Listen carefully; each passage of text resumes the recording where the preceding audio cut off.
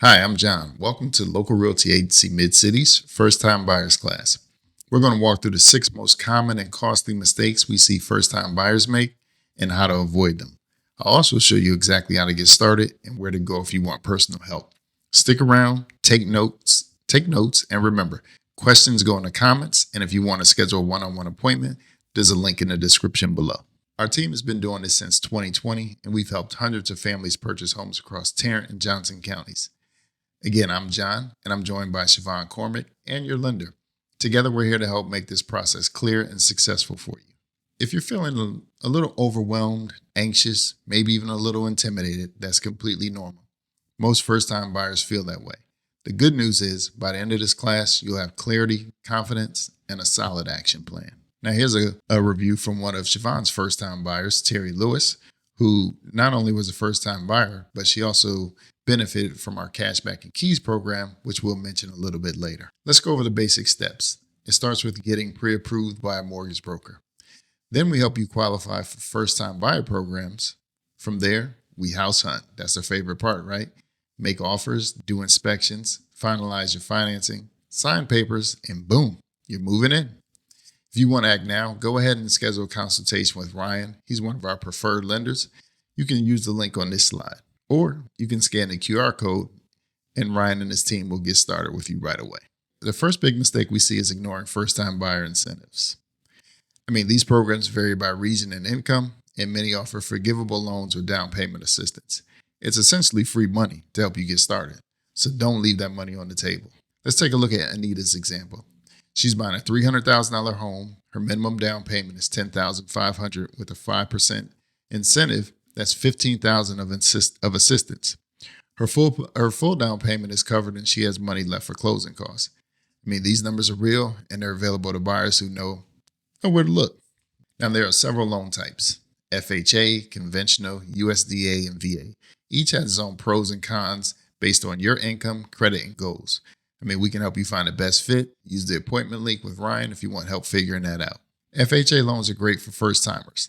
They're low down payment, flexible credit requirements, and the option to refinance easily. They also offer seller-paid closing costs and pair well with assistance programs.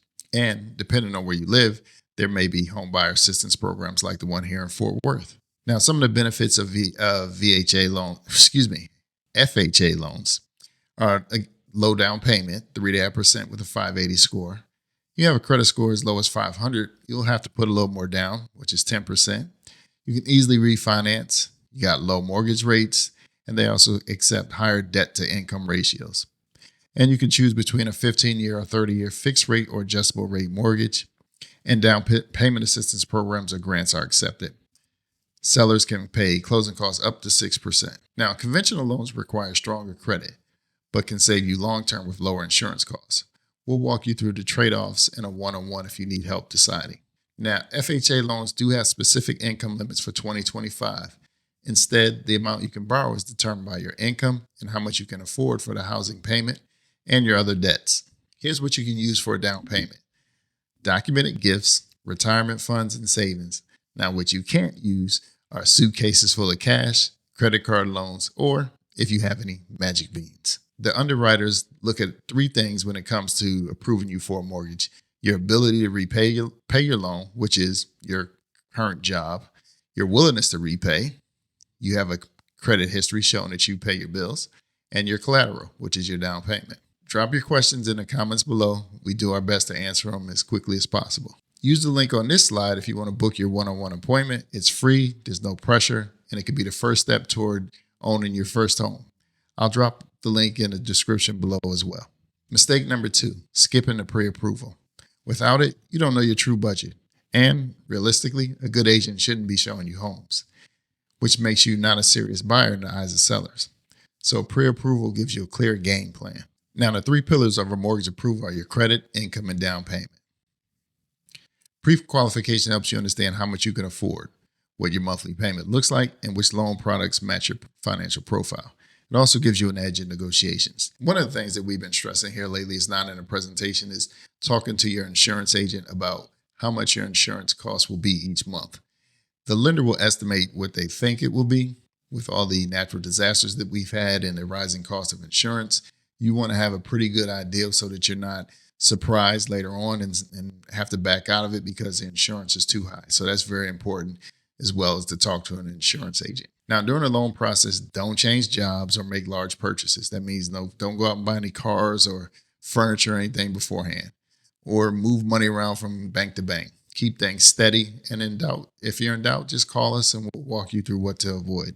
Mistake number 3 is using your bank. Your bank may not be the best lender for you. They often charge more, their hours, they close at 5 and have fewer programs. Now, a broker will shop around on your behalf and works for you.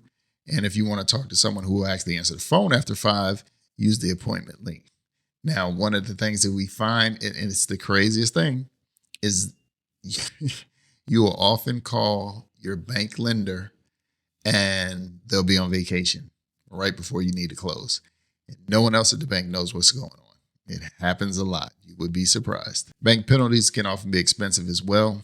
Banks charge an origination or discount point fee. And large banks, you're just one of thousands of clients. Banks typically have stricter guidelines that will not cater to specific situations outside their general box. Think self-employed. And large banks may not offer down payment assistance programs. And again, their offices close at 5 or 6.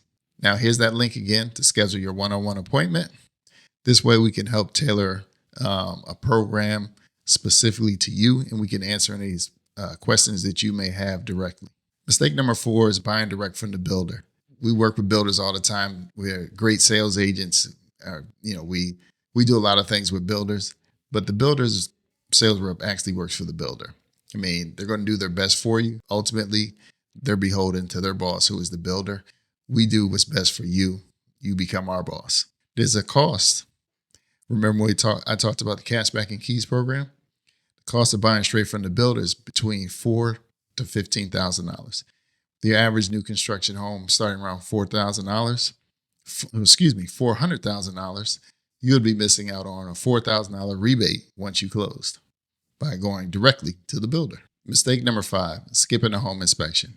Skipping a $500 inspection could cost you $5,000 later. Mold, foundation, bad wiring, all the things that could get missed without a proper check. So always get a home inspection.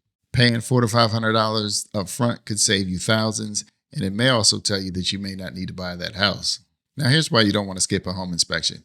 You could purchase a house unaware of what could have been deal breakers in the beginning. You lose your negotiating power, and you risk inheriting non-structural safety issues such as mold, radon, or carbon monoxide. You also miss having a forecast of future repair costs. That inspector could tell you that AC unit may only have 3 to 4 years left. You are also oblivious to illegal or no code additions and remodels. If you have any questions about your specific situation, and here's the link to schedule your one-on-one appointment with Siobhan or myself. Mistake number 6 is skipping the HOA review, which can lead to surprise rules and fees. Say you want to park your boat in the driveway, you better check the fine print. Always read those docs before signing. And trust me, you need to go through them. So many buyers just take it, sign it, say they received it. Neglecting to read your HOA documents before buying a home can lead to a lot of unexpected charges. There's crucial rules that you need to know about. It's just something, again, I highly recommend that you, if you're moving into a community with an HOA, is to read the documents. Let's recap the 6 big mistakes. 1, ignoring buyer programs. 2, skipping pre-approval. 3, using your bank. 4, buying from builders directly. 5, skipping inspections. And 6, not reading HOA docs. Now, avoid these and you're already ahead of the game. If you got questions, drop them in the comments. If you need some help, you know the drill. Book the appointment. Thanks for watching. Hope this was helpful. If you feel more confident now, give this video a like and share with someone who needs it. Questions can go in the comments, and you can always schedule a one-on-one time with me or Siobhan, and we can go over your specific goals and what your next steps should be. Here's that link for you to schedule your one-on-one appointment, and we look forward to talking to you real soon.